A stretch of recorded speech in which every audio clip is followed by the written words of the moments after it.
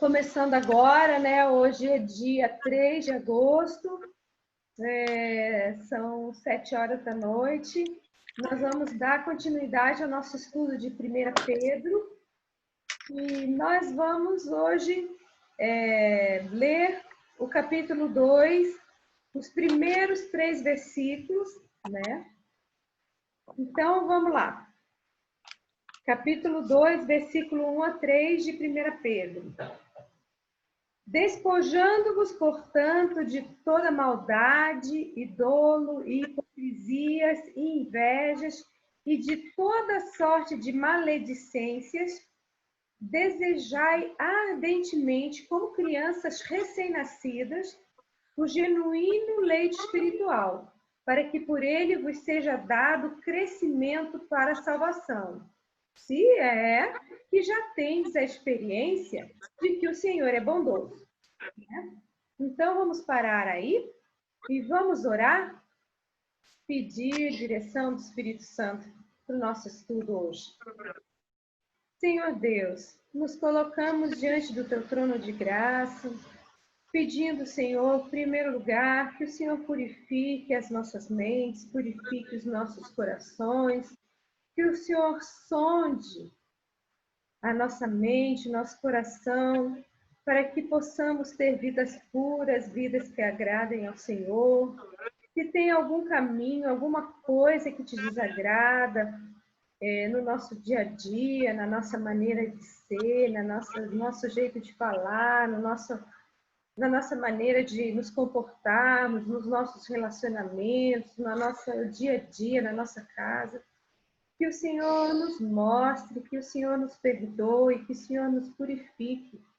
Sabemos, Senhor, que a nossa velha natureza, ela briga conosco, mas graças a Deus que pelo poder e pela graça do Espírito Santo nós conseguimos nos despojar do pecado e agora, Senhor, livres desse pecado pelos quais Jesus morreu na cruz, podemos desejar ardentemente a Tua palavra, o que o Senhor quer nos ensinar. Abra nossa mente, usa-nos, Senhor. Ensina para nós como podemos glorificar melhor o Teu nome, como podemos fazer o Teu reino avançar aqui na terra. Senhor, cuida da Eliane, da Lucélia, da Raquel, que estão aqui, e das demais mulheres que vão ouvir, que vão participar. Que o Senhor abençoe, que o Senhor nos dirija, que o Senhor abra as nossas mentes.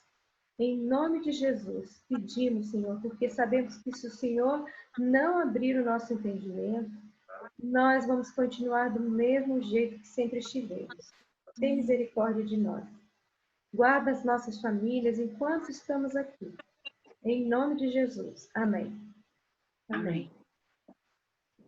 Então, queridas,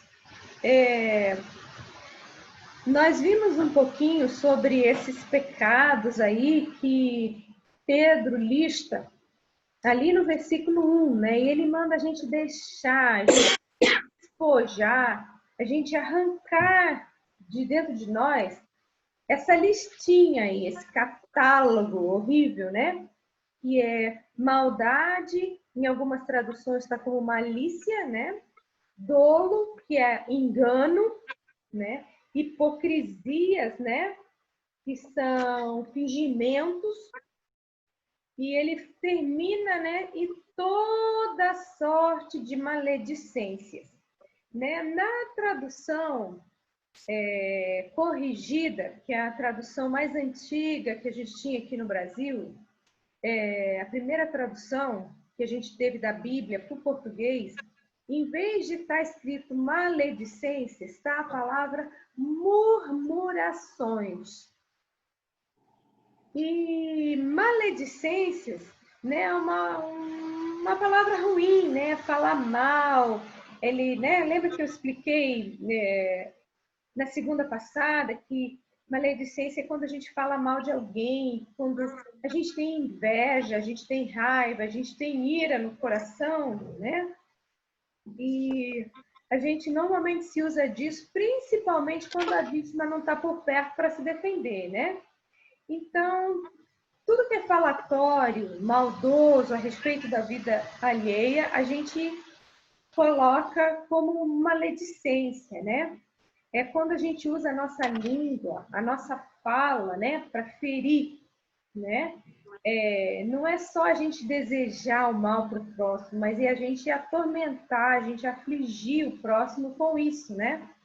E Tiago, né, lá no livro de Tiago, no capítulo 3, ele fala o tempo todo, né, que a língua é um fogo, a língua devora, que se alguém é capaz de controlar aquilo que fala, seria perfeito, né? E vocês conhecem alguém que seja perfeito, que já andou nesse mundo? Só teve Jesus, né? Somente Jesus foi perfeito. Só Jesus foi capaz, né, de controlar o que ele falava, controlar sua língua, né? Porque ele também, além de ele ser homem, ele era Deus. E nós não conseguimos. Se nós conseguíssemos, é porque a gente já estaria lá no nosso caminho para o céu, né? Santas. Mas não é porque a gente não consegue que a gente não vai tentar. A gente tem que buscar a santificação, a gente tem que buscar ser parecida com Jesus, né? Então, Pedro, ele fala que não é para a gente lutar contra esses pecados, é para a gente se livrar deles, para a gente se despojar. E eu queria agora, né, nesse começo desse estudo, enfocar nessa última palavra, murmurações ou maledicência. E aí, o título dessa primeira parte do estudo é como a maledicência nos afeta, como a murmuração nos afeta, né? A gente sabe que a fonte de todo pecado é o nosso egoísmo pessoal, né? Porque a gente quer se autopromover, quer promover o ego, né? Então, sempre que a gente está em busca desse tipo de coisa e alguém é contrário a isso, a gente vai falar mal, a gente vai lutar, a gente vai ter raiva, a gente vai ficar amargurado porque aquela pessoa, com aquilo que ela fez, nos impediu de chegar onde nós queríamos chegar, enfim, né? E a gente tem muitos problemas, né?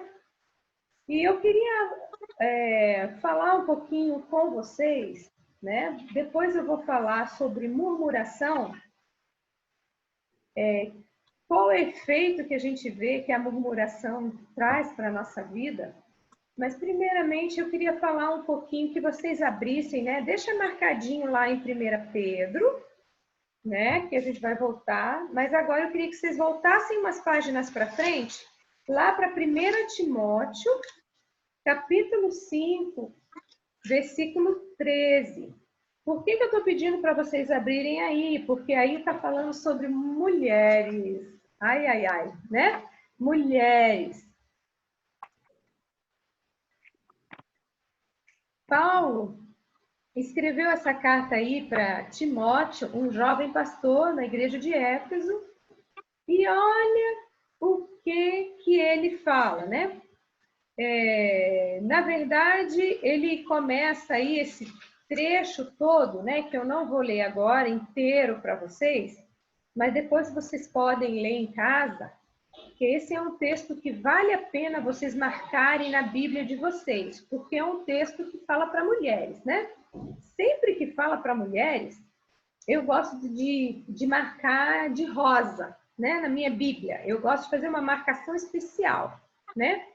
E aí, desde o versículo 3, nesse texto, ele começa a falar das viúvas, né? Das viúvas. E aí ele vai até o versículo 16. Mas eu quero focar hoje especialmente no versículo 13. E olha o que ele fala no versículo 13. Ele fala, além do mais, né? Isso se referindo às viúvas. Mas, será que... eu não sou viúva, meu marido está vivo. Então, vou fechar a Bíblia, isso aqui não diz respeito a mim. Olha, não é bem assim, né? Porque a gente sabe que tudo que está escrito na Bíblia foi escrito para o nosso proveito. Mesmo que eu não seja casada, ou eu não seja viúva, ou eu seja solteira, ou eu seja casada e meu marido esteja vivo, né? Não importa. É para mim, porque a condição natural, né? Que o que a gente mais vê é que normalmente o homem ele falece primeiro do que as mulheres, né? E além do mais, se isso aí está escrito para viúva, e eu ainda não sou viúva, mas eu posso ser um dia, isso aqui tem a ver comigo também. É para mulher. Olha o que ele fala. Além do mais, aprendem também a viver ociosas, andando de casa em casa, e não somente ociosas, mas ainda tagarelas e intrigantes, falando o que não devem. Então, Paulo aí, né, está fazendo uma repreensão ao tipo de mulheres que vivem ociosas. Naquela época, as mulheres viúvas, né, jovens, que ele está falando aí, elas acabavam vivendo ociosas. Mas se a gente pensar para o dia de hoje, são só as mulheres viúvas jovens que correm o risco de viverem ociosas? Não, né? São mulheres que estão aposentadas, são mulheres que não trabalham fora, ou às vezes, né? Mulheres que não têm filhos, que não trabalham fora, mulheres solteiras que moram na casa dos pais, não precisam trabalhar, né? Têm a vida boa. Enfim, de várias formas a gente pode viver ociosa, ou muito ociosa ou pouco ociosa. E o perigo é, elas andavam de casa em casa. E elas faziam o que? Elas eram tagarelas, falavam demais. E intrigante, intrigante é curiosa, que fazia fofoca, fazia mexerico, fazia intriga, né? Falando que não deve, né? Então, aí hoje a gente pensaria, olha, hoje isso aqui, mas não acontece de jeito nenhum. Além do mais, Cláudia, isso aqui não pode acontecer porque nós estamos no isolamento social, não é mesmo? A gente não pode andar de casa em casa. E hoje a gente tem uma coisinha chamada telefone. E hoje, além do telefone, nós temos uma coisa que facilita muito mais ainda. Nós temos o WhatsApp, que a gente não paga, né? Você fala um monte sem pagar. Pensa que facilidade de você ficar ociosa. Aliás, você não precisa ter o dia todo de ócio, né? Porque antigamente, né, aqui nesse tempo aqui, não tinha carro, elas tinham que ir a pé na casa de uma, na casa de outra. Com o telefone, você só diz o número, mas mesmo assim, se ficar muito tempo no telefone, o que acontecia? A conta vinha alta, né? Aí já era aquela confusão, né? No final do mês, por que essa conta veio tão alta, né? Por que você ficou tanto tempo no telefone? Agora, hoje, ninguém nem precisa saber quantas horas você passa fofocando, tagarelando, intrigante, curiosa no WhatsApp, concorda? Você não paga, ninguém vê, o telefone é só seu, basta você colocar uma senha que ninguém nem entra, nem vê o que você falou, escreveu lá, né? Olha como que é o negócio, né? Então, hoje a gente corre um risco muito maior de a gente ser ociosa. E às vezes você pode até ser uma mãe que trabalha fora, que cuida dos filhos, e você faz um papel de ociosa, porque você vê às vezes, quantas vezes você não vê as pessoas estão reunidas ao redor de uma mesa, às vezes numa lanchonete, num restaurante, em vez de elas estarem conversando entre si, elas estão no celular, não é mesmo? Então você tem muita oportunidade de ser ociosa, de você tagarelar. E aí a gente tem aquela tendência, né? Nós somos curiosas, né? Por isso que ele fala, tagarelas e intrigantes, numa outra tradução, curiosas, né? E a gente está sempre querendo novidade, não é verdade? Né? E esse é o perigo, né? Quando a gente começa a falar futilidades, falar tolices, né? Aí o outro perigo é a ociosidade, né? Você fica andando de casa em casa, hoje em dia você tem o WhatsApp, e depois também a gente tem aquela necessidade de ser o centro das atenções, né? Você já sabe? Uhum. Bem, olha, eu não sei se é verdade, mas tararararará, né? Você consegue guardar um segredo? Aí você já, qual? E ó, não é? A gente não é assim? Então, eu gostei de uma definição que eu li que fala mal dos outros é uma maneira desonesta de você elogiar você mesmo, né? Você se coloca acima dos outros falando mal, né? Ah, aquela lá não presta, aquele lá é isso, aquele lá é aquilo, sempre depreciando as pessoas. E você não fala nada de você. Quer dizer, todo mundo ao seu redor não é bom. E, por conseguinte, você que é boa, né? É uma maneira desonesta de você elogiar você mesmo, né? E a gente tem que ter muito cuidado que essas palavras maldosas, né? A maledicência que 1 Pedro, ali, capítulo 2, fala, que a gente precisa tirar de nós, elas são geradas pela amargura, né? Que é uma ferramenta de vingança, né? Ela é uma válvula de escape de um espírito hostil. E Pedro está dizendo que não é para você lutar contra a amargura, é para você arrancar de você, para você tirar, né? Então, a gente tem muita inclinação de falar coisas negativas, porque isso vai aliviando a nossa ansiedade. Então, quando a gente está ansiosa, a gente começa a falar e a gente acha que com isso a gente melhora, né? Ai, falar faz bem, né? Mas não é bem assim, não. E aí eu queria ver com vocês hoje, especialmente, o resultado dessas murmurações. Lá em Números, eu não vou ler tudo aqui com vocês, mas eu vou deixar registrada a passagem, depois vocês podem ler com calma na Bíblia de vocês, toda essa história. Começa em Números, né, que lá os primeiros livros da Bíblia, Gênesis, Êxodo, Levítico, Números, é o 4º livro da Bíblia. Números capítulo 13, começa no versículo 31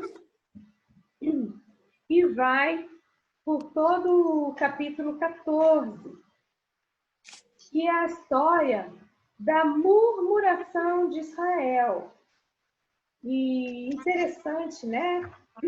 A gente vê o resultado disso. Então, quando o povo de Israel, né, Deus tirou o povo do Egito, né? E eles estavam prestes para entrar na Terra Prometida, Moisés mandou lá 12 espias, né? Um representante de cada tribo de Israel, né? Que eram 12, para eles irem, né? Como espiões, percorrer a Terra e dizer o que eles tinham visto lá, como é que era, como é que não era, e depois voltar e dar um relatório para Moisés, né? Porque eles estavam prestes a conquistar a terra. E quando esses homens voltaram dessa missão de espionagem, né? Eles começaram a falar para o povo que realmente a terra era maravilhosa. Eles trouxeram um cacho de uva tão grande que precisaram 2 homens para carregar, né? Então era uma terra extremamente fértil, muito boa, realmente, como o Senhor prometeu. Só que eles começaram a dizer que essa terra era habitada por gigantes, cidades muito bem fortificadas, que eles nunca iriam conseguir derrotar esses povos, tirar esses povos dali e entrar na terra. Com isso, quando o povo ouviu tudo isso, né? Apesar que 2 deles, Josué e Caleb, falaram que não, imagina, não, com o Senhor do nosso lado, nós vamos conseguir, vocês não podem ser rebeldes. Mas o povo, quando ouviu isso, começou a chorar e eles começaram a murmurar, se queixar, reclamar, falar coisas negativas contra Moisés e contra Arão, que eram os líderes, né? Ai, seria melhor se a gente tivesse morrido lá. Ai, o que vai ser de nós? Nossos filhos vão se acabar, nossas mulheres. E, nossa, a coisa foi de mal a pior. Gente, vocês não têm ideia do que aconteceu. Depois vocês leiam lá. A coisa foi escalando tanto, né? Basta um começar a murmurar, o outro também começa a achar coisa ruim. Pode ver que é assim. Se você está num lugar, as pessoas começam a reclamar, né? Quer ver um exemplo bem prático? Fila de banco, né? Fila de banco. Começa um a reclamar que onde já se viu esse banco, sempre tem fila desse jeito, aí um outro olha no outro dia, então estava assim, assim, o outro começa a falar. Daqui a pouco está todo mundo falar, daqui a pouco, se deixar, se o negócio for adiante, já querem linchar o gerente, né? Onde é que está o gerente disso aqui, né? Que não dá um jeito, enfim.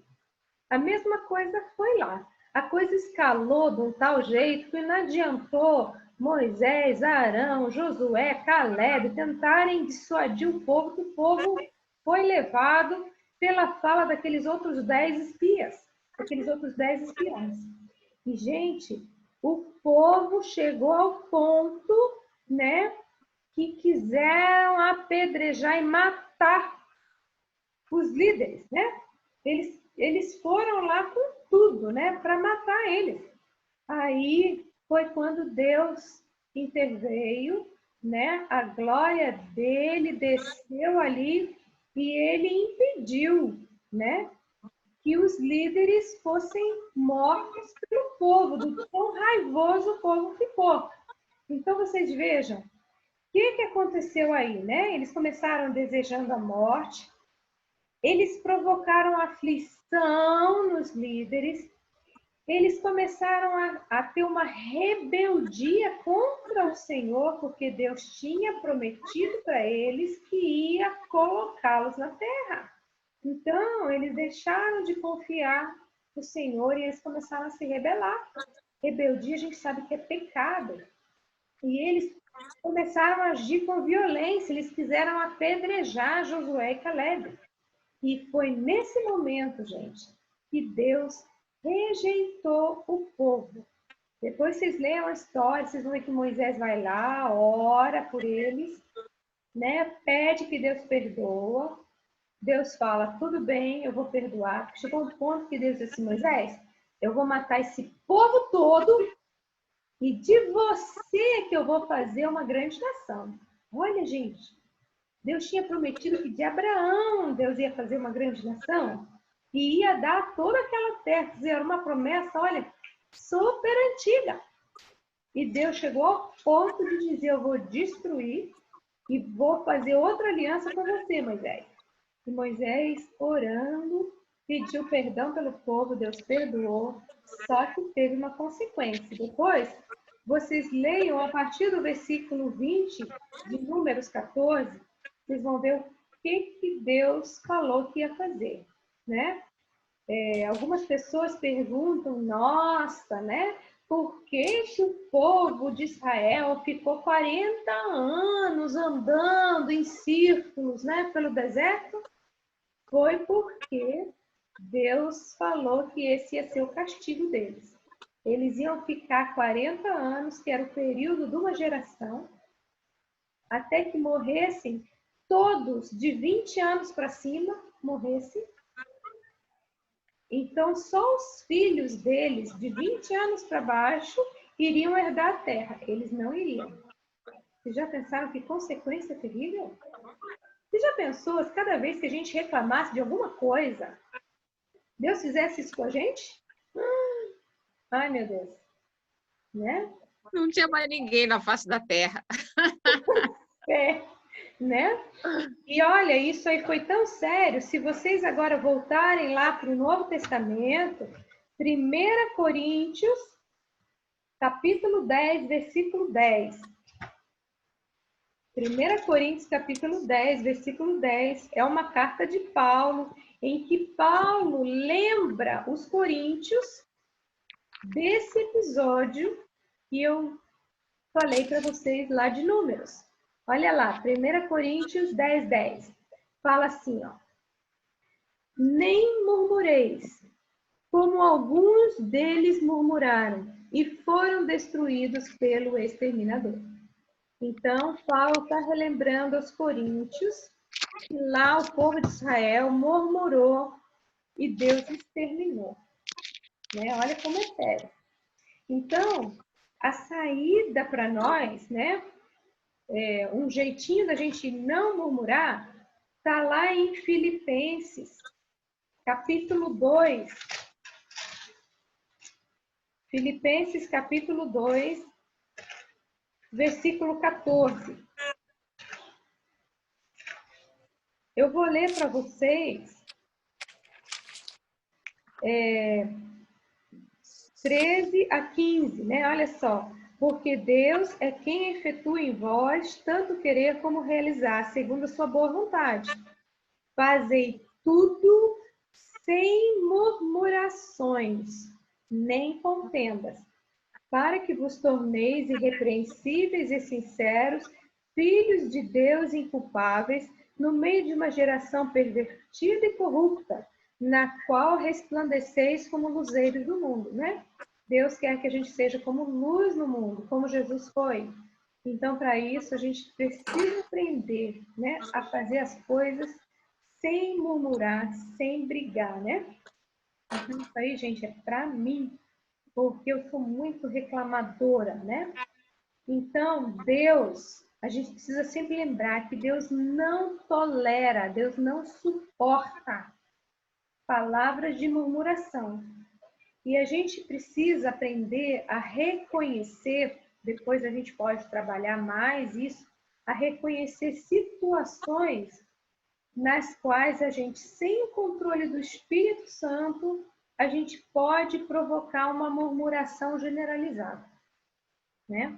Então a gente tem que ter muito cuidado, muito cuidado mesmo, porque hoje Deus trata conosco diferente, né?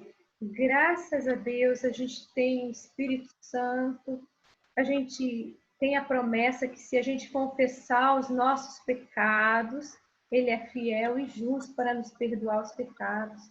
Por que, gente, que eu estou parando tanto nessa palavra? Porque isso é uma palavra para mim, né? E a gente precisa ser lembrado, né, do perigo que a gente tem quando a gente começa a falar mal de todo mundo, a reclamar de tudo. E pode ver que às vezes você levanta de manhã e você dá uma topada na cama e você fica com o seu dedinho do pé latejante, você começa a reclamar. Daqui a pouco você já reclama que está frio, daqui a pouco você vai para a cozinha, reclama que deixaram a louça, você deixou a cozinha toda arrumada, mas se amanheceu tinha louça suja, e você reclama que esqueceram a porta da geladeira aberta e daqui a pouco está uma reclamação generalizada. Daqui a pouco o clima da casa, todo mundo reclamando. E se você tem criança pequena, daqui a pouco as crianças pequenas estão brigando entre si, uma reclamando da outra. Porque você pegou isso aqui meu, porque você tirou, porque você fez, porque você desarrumou. Então, a gente precisa entender que Deus vê como pecado, né? Por isso que Pedro fala que a gente tem que se despojar. E ele dá uma listinha terrível, esse é um catálogo, né?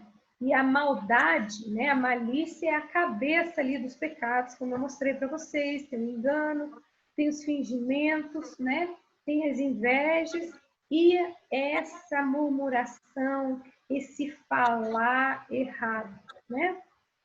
E aí a gente vai para a segunda parte, né? que está lá no versículo 2 e 3 desse capítulo. Então, primeiro a gente viu tudo aquilo que a gente tem que tirar, que a gente tem que ficar. Agora, o que nós devemos desejar? Então, depois que você deixa esse catálogo aí de pecados para trás, agora, muito bem, e agora, o que eu faço? Deixei os meus pecados, vou fazer o quê? Aí é o que ele fala, olha lá. Desejai ardentemente, né, como crianças recém-nascidas, né, como bebê, o genuíno leite espiritual, para que por eles vos seja dado crescimento para a salvação. Então, ele fala que a gente deve desejar o crescimento espiritual. A gente sabe que nós somos o que a gente come, não é? Então, muitas vezes a nossa alimentação é o quê? Né? A gente deve sempre, nós como mulheres, né, que normalmente está a nosso cargo, né, a alimentação da família, eu creio que vocês devem fazer isso, né? A gente deve evitar aquilo que não é bom, né?